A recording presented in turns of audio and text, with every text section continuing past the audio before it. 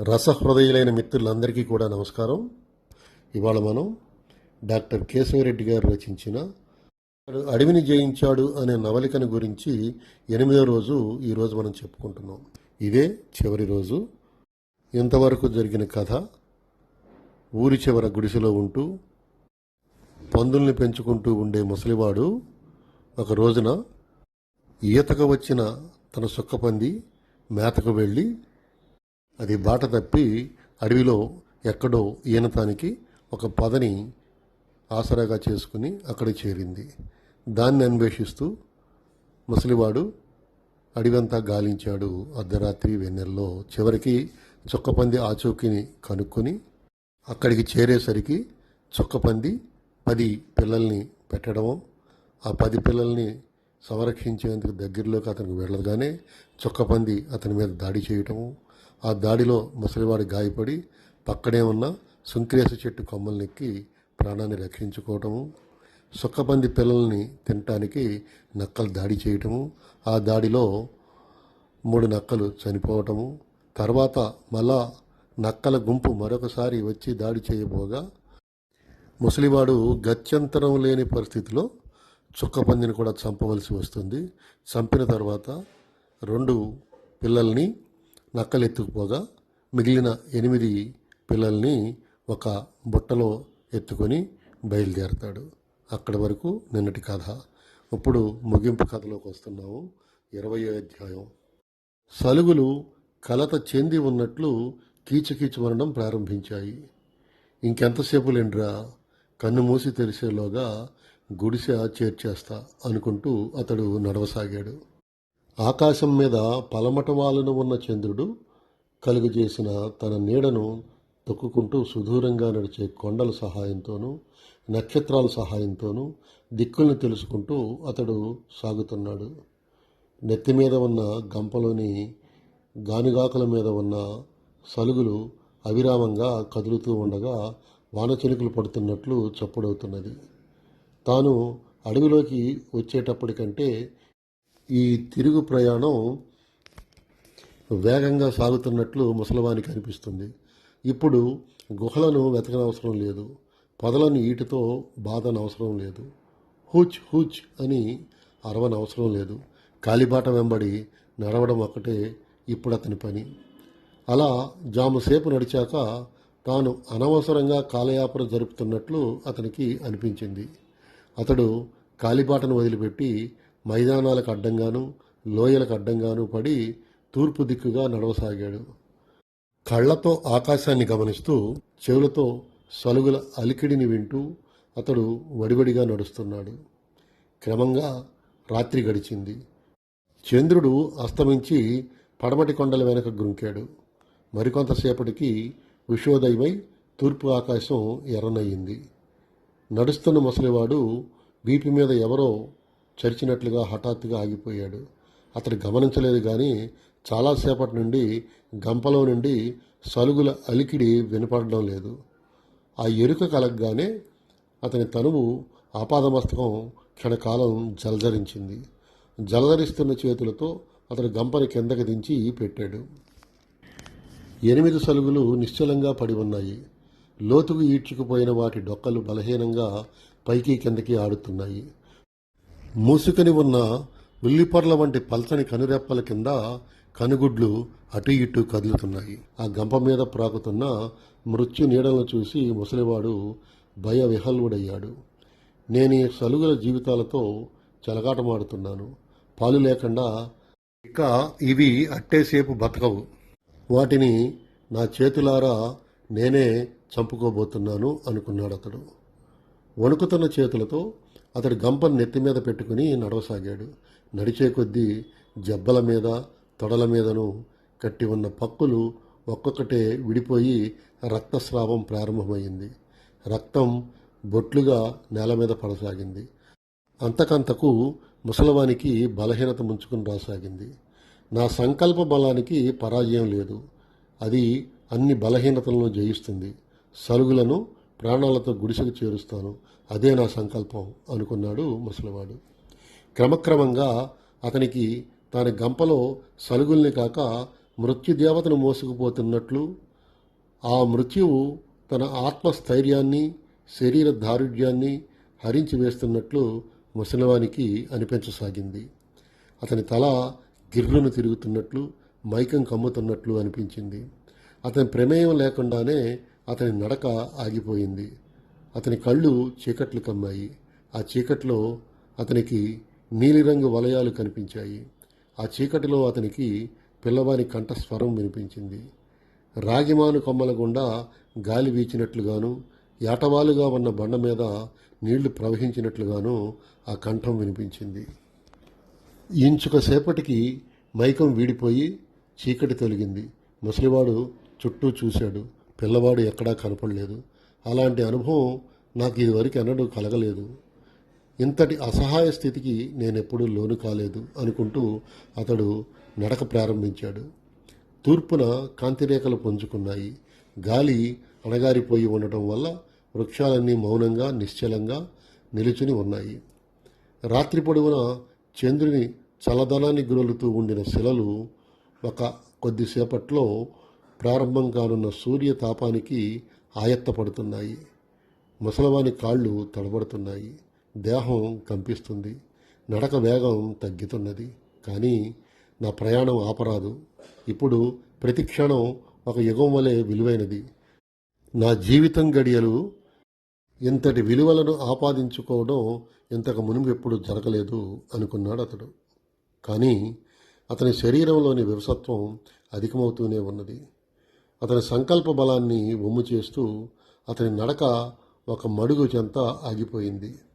కాసేపు విశ్రాంతి తీసుకుంటాను, సేద తీరాక బలం చేకూరవచ్చు అనుకుంటూ అతడు గంపను దించిపెట్టాడు.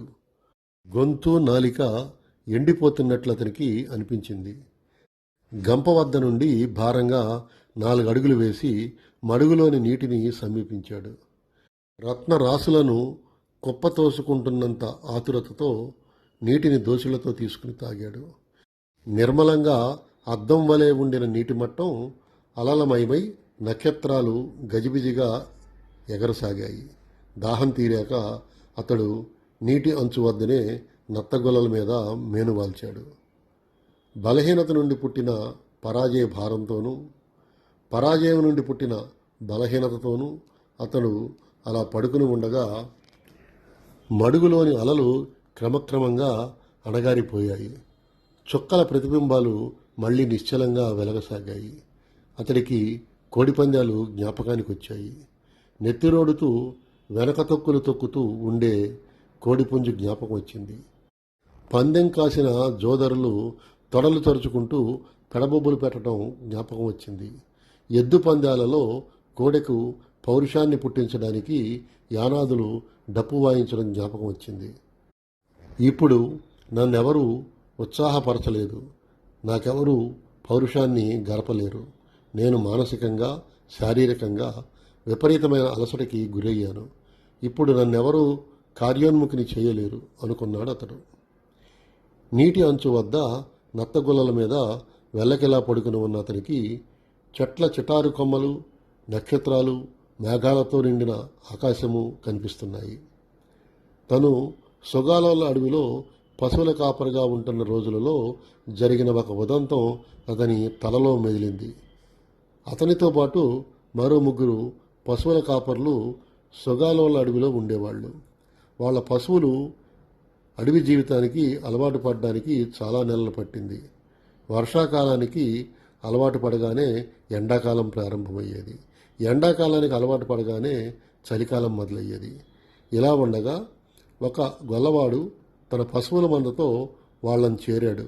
ఆ మందలో 8 ఆవులు, 10 ఎద్దులు, మరికొన్ని దూడలు, మొత్తం 20 జీవాలుండేవి. ఆ గొల్లవానికి ఆ పశువులే జీవనాధారం. అతనికి భూమి పుట్ర ఏమీ లేదు. అతడున్న ప్రాంతంలో కరువు తాండవించగా అతడు తన పశువులను తోలుకొని ఆ అడవికి వచ్చాడు. ఆ అడవిలో పచ్చగడ్డితో నిండిన మైదానాలను, గలగలపారే సెలయేళ్లను చూసి అతని ఆనందానికి మితి లేకపోయింది. కానీ గ్రామ జీవితానికి అలవాటు పడిన అతని పశువులు అడవిలో ఒక పట్టాన ఇమడలేకపోయాయి. వెదురు పొదలలో ఎక్కడైనా జముడికాకి గూ గూ అని కూస్తే ఆ పశువులు చెవులు రిక్కించుకుని నిలబడిపోయేవి. రెల్లిగడ్డిలో నీటికోళ్లు రెక్కలు టపటపా కొట్టుకుంటే అవి తోకలు పైకెత్తుకుని పరుగుపుచ్చుకునేవి. ఒకనాడు గొల్లవాడు తన పశువుల్ని కడుపు పగిలిపోయేలాగా మేపుకొని సంధివేళకు తిరిగి వచ్చాడు. కట్టుగొత్తులకు వాటిని కట్టివేసి మిగిలిన పశువుల కాపరులతో గుడిసెలో పడుకున్నాడు. సగం రాత్రప్పుడు పశువులు ఇడుగులాడుతున్న ధ్వని వినిపించింది. గొల్లవాడు దిగ్గున మేల్కొన్నాడు. పశువులు పగ్గాల్ని పటపటా తెంచుకున్న ధ్వని వినిపించింది. గొల్లవాడు చెరచెరా బయటకు వెళ్ళి చూశాడు. అతని పశువులు ఒక్కటి కూడా కనిపించలేదు. కట్టుగొత్తుల వద్ద సగం సగం తెగిన పగ్గాలు కనిపించాయి. మిగిలిన వాళ్ళ పశువులన్నీ నిశ్చింతగా పడుకుని నెమర్లు వేస్తున్నాయి.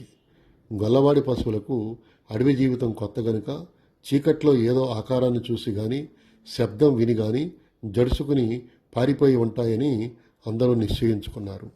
పారిపోయిన పశువులను వెదుగుతూ వాళ్ళు తలో దిక్కుగా బయలుదేరారు.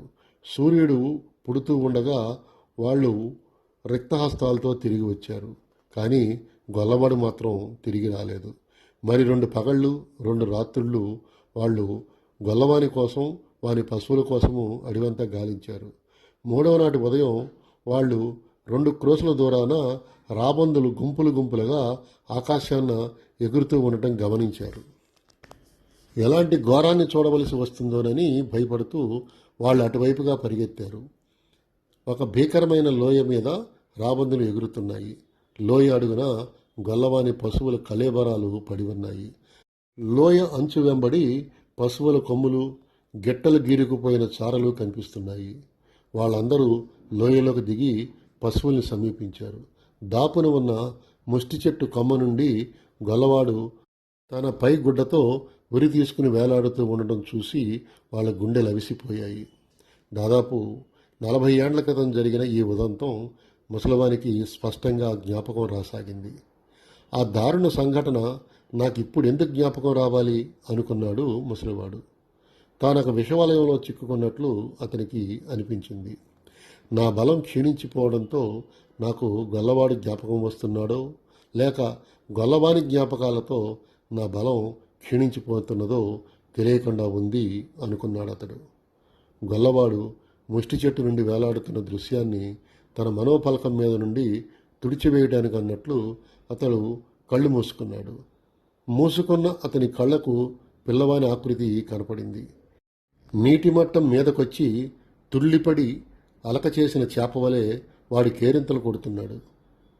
చెరువులో ఈదులాడి గట్టుకొచ్చి నీరాడుతున్న శరీరం ఎండలో మెరుస్తూ ఉండగా చెంగు చెంగుని గంతులేస్తున్నాడు. కొంతసేపటికి ముసలివాడు కళ్ళు తెరిచాడు. దాపుని ఎక్కడ పిల్లవాని పలకవ లేదు. అడవి నిశ్చలంగా గుంభరంగా నిలుచుని ఉంది. నాకు విచిత్రమైన అనుభూతులు కలుగుతున్నాయి. శరీరమే కాదు, నా మనస్సు కూడా పట్టుదప్పుతుంది అనుకున్నాడు అతడు. ఎక్కడో కొండల వెనుక సూర్యోదయం అయింది. సూర్యుని ఎర్రని కిరణాలు ఆకాశంలోని మేఘాల్ని తాకుతున్నాయి. ఎండ సూర్యుని నుండి పుడుతుంది, వెన్నెల చంద్రుడి నుంచి పుడుతుంది. మరి చీకటి ఎక్కడి నుంచి పుడుతుందో అనుకున్నాడు ముసలివాడు. బహుశా చీకటికి చావు పుట్టుకలు లేవేమో, అది నిరంతరాయంగా ఉంటుంది కాబోలు. దైవ సంబంధమైన వెలుగు తాత్కాలికమై ఉండగా పైశాచికమైన చీకటి అజరామరమై ఉండటం ఎంత దారుణం అనుకున్నాడు అతడు. మెల్లమెల్లగా అతని కండ్లు మూతలు పడ్డాయి. క్రమంగా అతడు కలో నిద్రో తెలియని స్థితిలోకి జారుకున్నాడు. మేఘాలను తాకుతూ ఉండిన సూర్యకిరణాలు కిందకి దిగి పర్వత శిఖరాలను చెట్ల చిటారు కొమ్మలను తాకుతూ అతివేగంగా కిందకు జారసాగాయి. రాత్రి పొడవున ఎగురుతూ అలసిపోయిన మినుగు పురుగులు, అప్పుడే నిద్రలేచిన మిడతలు గడ్డిరులను చెట్టు కొమ్మలను కరుచుకుని నిశ్చలంగా ఉన్నాయి. ఉదయపు టెండ అంతకంతకు కిందకి దిగి పొదలను పచ్చిక మైదానాలను లోయలను సృజించింది. మడుగులోని నీటి మీద ఎండ మిలమిలలాడసాగింది. నీటి అంచున పడుకుని ఉన్న ముసలివానికి ఎండ తాకిడితో మెలకు వచ్చింది. కండ్లు మూసుకొని ఉన్న అతనికి తన దాపులో ఏదో అలిగిడవుతున్నట్లు అనిపించి కళ్ళు తెరిచి లేచి కూర్చున్నాడు. మూర్తిభవించిన మృత్యువు వలె 4 రాబందులు గంప అంచు మీద కూర్చుని ఉన్నాయి. వాడి అయిన వాటి ముక్కులు రక్తసిక్తమై ఉన్నాయి. ముసలివాని శరీరం ఆపాదమస్తకం భగ్గున మండింది. అతడు చేయి చాచి ఈటి తీసుకుని రాబందుల మీదకు విసిరాడు. ఈటే గురి తప్పి భూమిలోకి జారి లోతు దిగబడింది. రాబందులు ఒక్కొక్కటే భారంగా లేచి రెక్కలు కొట్టుకుంటూ గాలిలో లేచాయి. అవి లేచినప్పుడు గంప తలకిందులై బోర్లా పడింది. ముసలివాడు గబగబా వచ్చి గంపను పైకెత్తి గానుగాకులు పక్కకు నెట్టాడు. గానుగాకుల కింద సలుగులకు బదులు 8 మాంసపు ముద్దలున్నాయి. అతడు నడుమెత్తి నిలుచున్నాడు. అతని కనుగుడ్ల మీద నీళ్లు నిలిచాయి. కనురెప్పల్ని అప్పళించగా కన్నీళ్లు కిందకు జారి చెంప మీద ఉన్న ముడతల్లోకి ఇంకుకుపోయాయి. కన్నీటి పరగుండా అడవి అంతా గజిబిజిగా కనిపించింది. చేతి వెనుక భాగంతో అతడు కళ్ళు తుడుచుకున్నాడు. దాపును ఉన్న చెట్టు కొమ్మల మీద రాబందులు 4 కూర్చుని ఉన్నాయి. అవి రక్తసిక్తమయ్యున్న ముక్కులను కొమ్మలకేసి రాచుకుంటున్నాయి. ఈటెను తీసుకుని వాటి గుండెల్ని చిన్నాభిన్నం చెయ్యాలని ఉంది అతనికి. కానీ నేనిప్పుడు ఈటెను ప్రయోగించగల స్థితిలో లేను. ఈటెను ఊతకర్రగా ఉపయోగించుకోవలసిన స్థితిలో ఉన్నాను అనుకున్నాడు అతడు. దీనత్వం ముంచుకొని రాగా అతడు పిర్రల మీదను గుదికాళ్ళ మీదను కూర్చున్నాడు.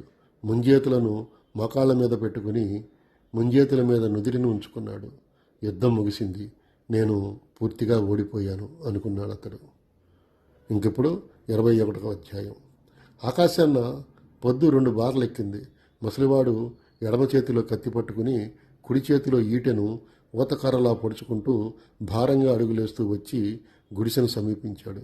అతని రాకను గమనించి దొడ్డిలో ఉన్న పందులు కీచుకీచుమన్నాయి. పిల్లవాడు గుడిసెకు పందుల దొడ్డికి మధ్యన నేల మీద పడి నిద్రపోతున్నాడు. చుట్టగా చుట్టి ఉన్న ఈతచాప వాని పక్కన పడి ఉన్నది. ముసలివాని కోసం రాత్రంతా ఎదురు చూస్తూ వాడు అలాగే వాలినట్టున్నాడు. ముసలివాడు గుడిసె వాకిటి వద్దనే కత్తి ఈటెను జారవిడిచి లోపలికి ప్రవేశించాడు. వెన్నుపాము మోకాళ్ళు పళపళమని విరుగుతున్నట్లుండగా అతడు నేల మీద సాపుగా పడిపోయాడు. ఆకాశాన్న ఎగురుతున్న గెద్ద తాలూకు నీడను చూసిన కోడిపిల్ల తన తల్లి రెక్కల కిందకు పరిగెత్తినంత సహజంగా, పాందిని పాదాల తాకిడికి లేచిన ఇసుక రేణువులు తగిలి నత్త తన దేహాన్ని గుల్లలోనికి లాక్కున్నంత సహజంగా అతని దేహం బోర్లా తిరిగి నేలను ఖర్చుకున్నది. అతడు మూర్తీభవించిన జడత్వం వలె ఉన్నాడు. నేనింతటి యుద్ధం జరిపింది ఈ జడత్వాన్ని పొందటానికేనా అన్న ప్రశ్న అతనిలోని ప్రతి అణువుని తడివింది. చలనము పరిణామము జీవగరలుగా మనిన సృష్టి చివరకు శూన్యంలో లీనమైనట్లు అత్యంత ప్రచండమైన అనుభవ పరంపరలతో నడిచిన జీవితం కూడా చివరకు జడత్వానికి లోనుగాక తప్పదేమో అనుకున్నాడు అతడు. ఇక్కడంతా వేదాంతం చాలా ఉంది ఇక్కడ. తన దేహంలోని వివిధ అంగాలు ఒకదాని నుండి ఒకటి విడిపోయి ఎక్కడెక్కడో నిర్జీవంగా పడి ఉన్నట్లు అతనికి అనిపిస్తుంది. కానీ అతని మనసు మాత్రం చితివలే రగులుతూనే ఉంది. ఎంత విచిత్రం! రూపురేఖలు కలిగిన దేహం చలనరహితంగా పడి ఉండగా రూపురేఖలు లేని మనస్సు పచ్చిక మైదానంలో సీతాకోక చిలక వలె ఎగురుతూ ఉన్నది అనుకున్నాడు అతను. కానీ నేను ఈ ఆలోచనలకు స్వస్తి చెప్పాలి. అలసిపోయిన నా మనసుకు విశ్రాంతి ఇవ్వాలి. ఆ తరువాత నేను చేయాల్సిన పనులు చాలా ఉన్నాయి. ఎందుకంటే ఇది నా జీవితంలో చివరి రోజు కాదు కనుక. ఈరోజు నేను విపరీతమైన దురదృష్టాలకు లోనయ్యాను. లెక్కలేనన్ని ఎదురు దెబ్బలు తిన్నాను. అయినా ఇది నా చివరి రోజు కాదు అనుకున్నాడు అతడు.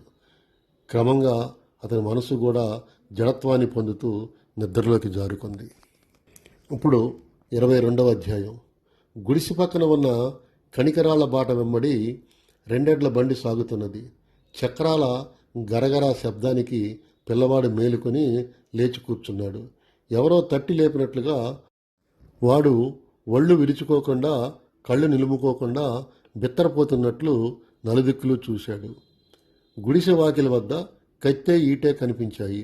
వాడు గబగబా లేచి వాకిలి వద్దకు పరిగెత్తి వచ్చాడు. ముసలివాడు నేలను ఖర్చుకొని నిద్రిస్తున్నాడు. నోరు ఇంచుగా తెరుచుకొని ఉచ్ఛ్వాస నిశ్వాసాలు జరుపుతున్నాడు. పక్కలు మెల్లగా లేస్తూ పడుతున్నాయి, అంటే డొక్కలు అనమాట. డొక్కలు మెల్లగా లేస్తూ పడుతున్నాయి. కాళ్ళు రెండు నడుము వద్ద నుండి పాదాల వరకు రక్తసిక్తమై ఉన్నాయి. అక్కడక్కడ కండరాలు వేలాడుతున్నాయి. పిల్లవాడు చప్పుడు చేయకుండా గడప దాటి లోపలికి వచ్చాడు. కళ్ళలో నీళ్లు చిమ్ముతుండగా వాడు ముసలవాని పాదాల చెంత కూర్చున్నాడు. డాక్టర్ కేశవరెడ్డి గారు రచన అయిన అతడు అడవిని జయించాడు ఇంతటితో సమాప్తం. రేపు ఈ నవల పైన డాక్టర్ సంజీవ్ దేవ్ గారు వ్రాసిన సింహావలోకనం అంటే రివ్యూ, దాని గురించి సంక్షిప్తంగా మనం చెప్పుకుందాం. అంతవరకు సెలవు. మిత్రులందరికీ శుభరాత్రి. నమస్కారములతో మీ ఆదిశేషు.